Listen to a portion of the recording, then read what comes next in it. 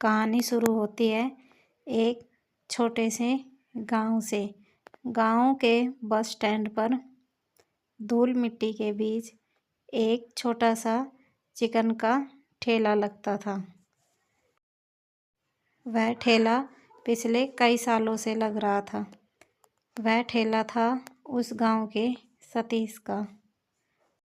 सतीश रोजाना गांव के बस स्टैंड पर ठेला लगाता और रोजाना चिकन धोता, मसाले मिलाता, फिर उन्हें तलता और गर्मा गर्म चिकन तैयार करता। और वह मन ही मन सोचता कि शायद आज मेरी किस्मत बदल जाए, शायद आज मेरी दुकान अच्छी चल जाए। पर ऐसा नहीं होता। एक दिन एक शहर से आ रही बस से दो लोग उतरे और चिकन खाने के लिए सतीश की दुकान पर पहुंचे। आओ आओ भाई, चिकन KFC जैसा चिकन 20 रुपये प्लेट। क्या बात है, 20 रुपये प्लेट और इतना सस्ता चिकन? अरे हाँ भाई, 20 रुपये प्लेट। पहले खाकर देखो फिर बताना, अच्छा ना लगे तो। चलो ठीक है, फिर इतना सस्ता है तो एक प्लेट लगा दो। दोनों चिकन खाने लगे। तभी एक व्यक्ति रुकता और बोलता है, अरे भाई, ये कहाँ KFC जैसा है, ये तो हमारे घर के चिकन पकोड़ों के जैसा है। जैसे तैसे दोनों खाते हैं, पैसे देते हैं और वहाँ से चले जाते हैं। वह खड़ा खड़ा देखता रहता है। पूरे दिन कुछ थोड़े मोड़े ग्राहक आते हैं और उसका ठेला ज़्यादा अच्छा नहीं चलता है। तभी एक बूढ़ा व्यक्ति उसके ठेले की तरफ आता है और आकर सतीश को बोलता है, भाई बंद करो ये ठेला, तुम्हारे बस का नहीं है KFC जैसा चिकन बनाना, तुम वैसा चिकन कभी नहीं बना सकते हो। तभी सतीश उदास मन लेकर अपने घर की तरफ आने लगता है और सोचता है, मैं ऐसा क्या करूं जिससे कि मेरी दुकान अच्छे से चल जाए। रास्ते में उसे सेठ मिल जाता है। अरे सतीश भाई, मेरे पैसे कब देगा? बस सेठ जी, मुझे कुछ दिन का समय और दीजिए, मैं आपके सारे पैसे दे दूंगा। ठीक है भाई, 10 दिन का समय और देता हूँ तुझे, जल्दी से मेरे पैसे वापस करो। वह घर आकर बैठता है तो उसकी पत्नी पूछती है, क्या बात है जी, आज आप बड़े परेशान से दिख रहे हैं, क्या हुआ? वह सारी बात अपनी पत्नी को बताता है। देखिए जी, आप बिल्कुल भी चिंता ना करें, आप मेरे सारे गहने बेच दीजिए, जिससे कि हमारा कर्ज जल्दी से जल्दी उतर जाएगा। नहीं नहीं, अब तुम्हारे गहने बेचने की ज़रूरत नहीं है। अब कुछ ऐसा करेंगे जिससे कि हमारी ज़िंदगी बदल जाए। इस बार उसकी आंखों में डर नहीं, चमक थी। अगले दिन सुबह सतीश थैला लेकर बाजार की तरफ जाने लगता है। कुछ दूर जाने पर वह देखता है कि एक पकोड़े के ठेले पर बहुत भीड़ है। अरे भाई संजय, तुम्हारे पकोड़ों की तो बात ही कुछ और है। गर्मी हो या सर्दी या बरसात, तुम्हारे पकोड़े खाकर मज़ा आ जाता है। हाँ भाई, ये तो बिल्कुल ठीक कह रहे हो, तुम्हारे पकोड़े खाने से तो आत्मा बिल्कुल खुश हो जाती है। अरे वाह, इतनी तारीफ, ज़रूर कुछ बात है। तभी संजय उस दुकान वाले की तरफ जाने लगता और पूछता है, अरे भाई, मुझे तुमसे एक बात पूछनी है। अरे हाँ भाई, पूछो पूछो, क्या बात है? भाई, मेरा बस स्टैंड के पास देसी KFC चिकन का ठेला है, पर वो स्वाद आ ही नहीं रहा है। अरे भाई, तो मुझसे क्या पूछते हो? KFC वालों से जाकर पूछो, मैं तो सिर्फ पकोड़े बनाता हूँ। भाई मुझे ये बताओ कि आपके पकोड़े लोगों को इतने पसंद कैसे आते हैं? अरे भाई, इसमें क्या जादू है? पहले आलू प्याज काटता हूँ, फिर उसमें जीरा पाउडर, हल्दी पाउडर, नमक मिलाता हूँ और उसके बाद बेसन को घोलकर उसे अच्छे से फेंट लेता हूँ और थोड़ी देर के लिए रख देता हूँ। अच्छा, इसका मतलब तलने से पहले आराम देना। हाँ भाई हाँ, वहीं से स्वाद आता है। वह तभी बाजार की तरफ चला जाता है और वहाँ से कुछ मसाले खरीदता है और मटन खरीदकर अपने साथ ले आता है। अरे मीना, जल्दी से बाहर आओ, जल्दी से बाहर आओ, मैं तुम्हें एक बात बताता हूँ। हाँ बताइए, क्या बात है? बहुत ज़ोर ज़ोर से आवाज़ें लगा रहे हैं जैसे पहाड़ टूट पड़ा हो। अरे मीना चलो, जल्दी से चूल्हा जलाओ, चिकन बनाते हैं। आज मैं चिकन की नई रेसिपी बताऊंगा। इस रेसिपी के लोग दीवाने हैं। देखिए जी, हम चिकन को जितना सिंपल रखेंगे उतना ज़्यादा अच्छे बनेगा। नहीं नहीं मीना, इससे अच्छा बनेगा। और तुम देखना, हमारा चिकन सबको बहुत ज़्यादा पसंद भी आएगा। ठीक है जी, जैसा आप चाहो। मैं अभी चूल्हा जलाए देती हूँ। ठीक है मीना, मैं सामान रख के अभी आता हूँ। तभी वो लोग चिकन को धोते हैं, मसाले मिलाते हैं और उसे थोड़ी देर रखने के बाद तल देते हैं। और अब पकोड़े बड़े ही स्वादिष्ट बनते। मीना, पहले तुम चखो और चखकर मुझे बताओ कैसे बने हैं। नहीं जी, आप ही खाइए, पता नहीं कैसा स्वाद है इनका। मैं तो बाद में ही खाऊंगी। तभी सतीश खाता है और बोलता है, अरे वाह मीना, ये तो बिल्कुल KFC जैसे है। अब आया है असली स्वाद, तुम भी चक्कर बताओ। हाँ हाँ सतीश जी, ये है तो वैसे ही, लेकिन थोड़े सॉफ्ट है। KFC चिकन तो बहुत ज़्यादा कुरकुरा होता है, ये कुरकुरे नहीं है। चलो कोई नहीं, आज ऐसे ही गांव वालों को बनाकर खिलाते हैं, देखते हैं उन्हें पसंद आता है या नहीं।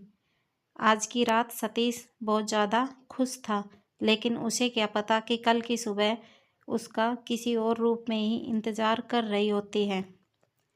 सतीश अपना ठेला लगाने के लिए तैयार था, तभी ज़ोर ज़ोर से बाहर से आवाज़ आती है, अरे ओ सतीश, कहाँ हो? जल्दी से बाहर निकल कर आओ। सुनिए जी, ये इतनी सुबह सुबह कौन आ गया और इतने गुस्से में आवाज़ें क्यों लगा रहा है? तुम चिंता मत करो, मैं बाहर जाकर देखता हूँ कि दरवाजे पर कौन आया है। तभी सतीश अपने घर के बाहर की तरफ आकर देखता है कि उसके घर के दरवाजे पर उसका सेठ कुछ लोगों के साथ खड़ा हुआ है। अरे ओ सतीश, मेरे पैसे कब वापस देगा? कितने दिन लगा दिए? सेठ जी, मैं तो आपके पास पैसे लेकर आने ही वाला था, पर वर कुछ नहीं। मुझे मेरे पैसे चाहिए। अगर नहीं दे सकते तो इस घर को अभी के अभी खाली करो। मैं शाम को आऊँगा, मुझे ये घर खाली चाहिए। देखिए, मैं बहुत मजबूर हूँ, आप मुझसे मेरा घर मत छीनिए। देखिए सेठ जी, हमें कुछ दिन का समय और दीजिए।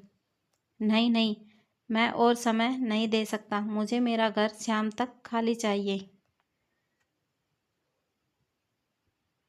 वो दोनों कुछ नहीं बोलते हैं और घर के अंदर चले जाते हैं। देखिए जी, आप मेरे गहने दे दीजिए, इससे हमारा कर्जा उतर जाएगा। नहीं नहीं मीना, मैं तुम्हारे गहने नहीं दे सकता। तुम एक काम करो, अपना ज़रूरत का सामान बांध लो और चलो। ठीक है जी, जैसा आप कहें, लेकिन हम लोग कहाँ पर जाएंगे? तुम चिंता मत करो मीना, हम कहीं ना कहीं चले जाएंगे। अब की बार अपनी दुकान ज़रूर अच्छे से चलेगी। तभी वो लोग अपनी ज़रूरत का सामान लेकर अपने घर से निकल जाते हैं। कुछ दूर चलने के बाद वो लोग थक जाते हैं और बैठ जाते हैं। जब वो बैठे हुए होते हैं तभी सतीश का एक दोस्त उसके पास आकर बोलता है, अरे भाई सतीश, तुम यहाँ पर भाभी के साथ कैसे बैठे हुए हो? सतीश उसे सारी बात बता देता है। तभी वो बोलता है, ठीक है भाई, तुम मेरे घर पर आकर रह सकते हो। मेरे घर के पास एक कमरा खाली है, हम लोग उसमें नहीं रहते हैं। नहीं नहीं देवर जी, हम आपके घर पर कैसे आकर रह सकते हैं? वो आपका घर है।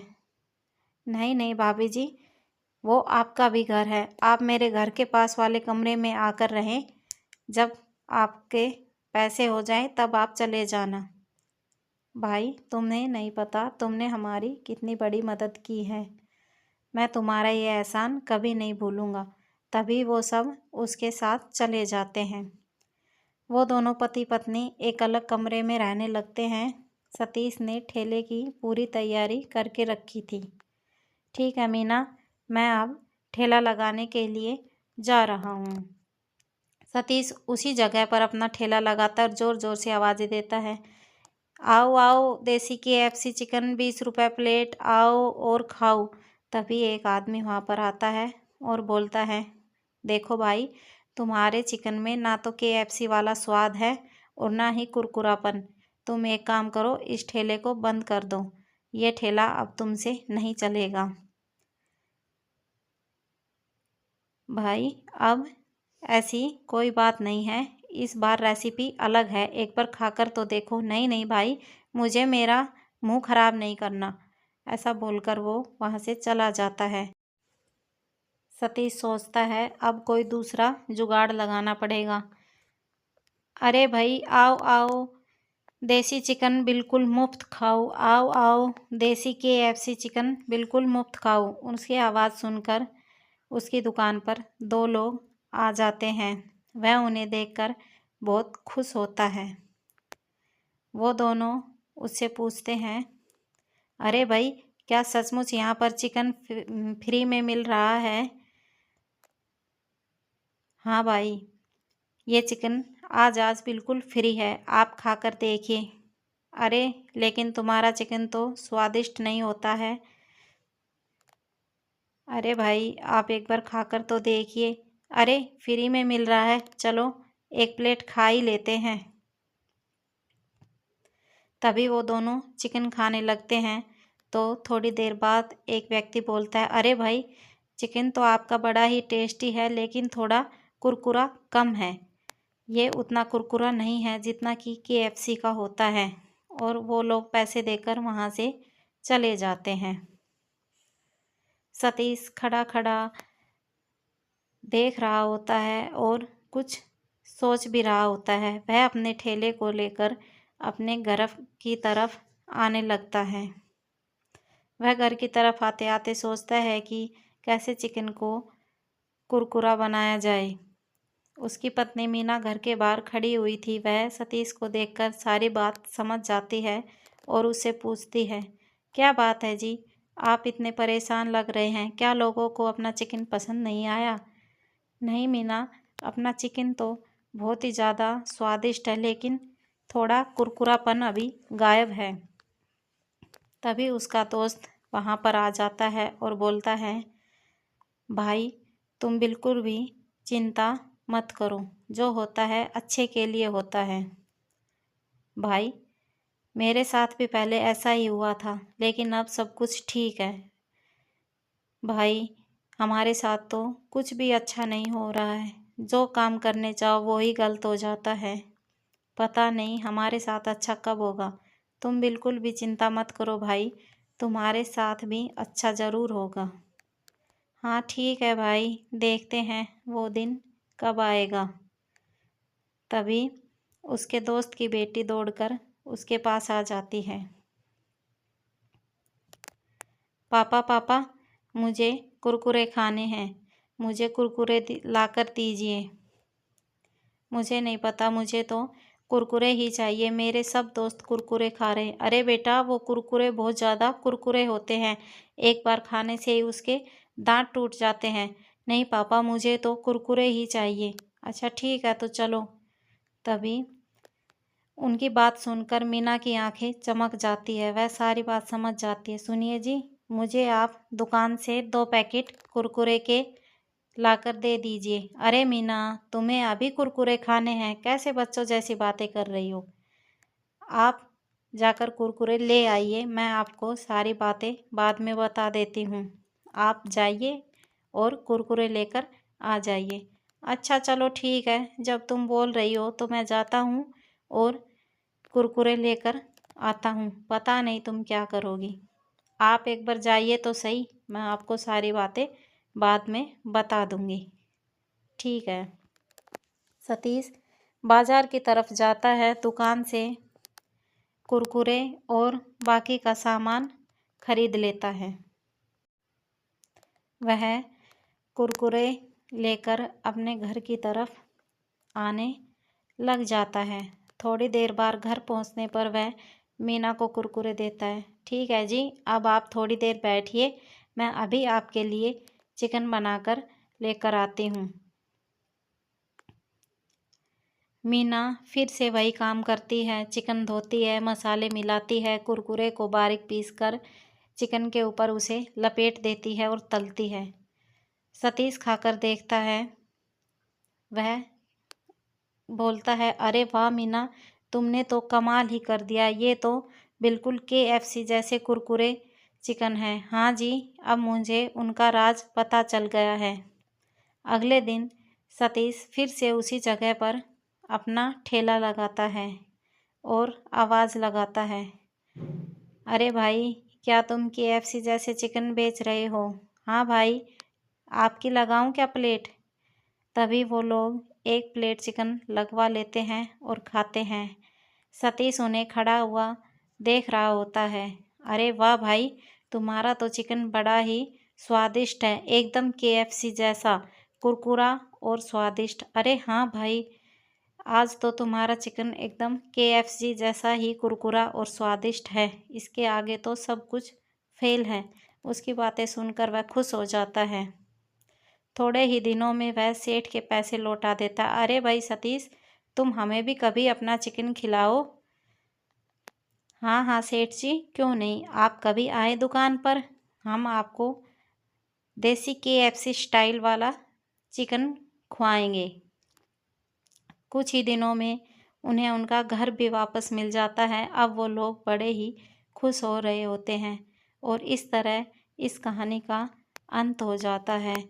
इस कहानी से हमें यह शिक्षा मिलती है कि हमें कभी भी ज़िंदगी में हार नहीं माननी चाहिए। हमें आखिरी दम तक मेहनत करनी चाहिए। एक ना एक दिन हमारी मेहनत ज़रूर सफल होती है। दोस्तों, अगर आपको कहानी अच्छी लगी तो काव्या टून्स को सब्सक्राइब करें, लाइक करें, कमेंट करें और हमारे साथ इस वीडियो में बने रहने के लिए आपका धन्यवाद।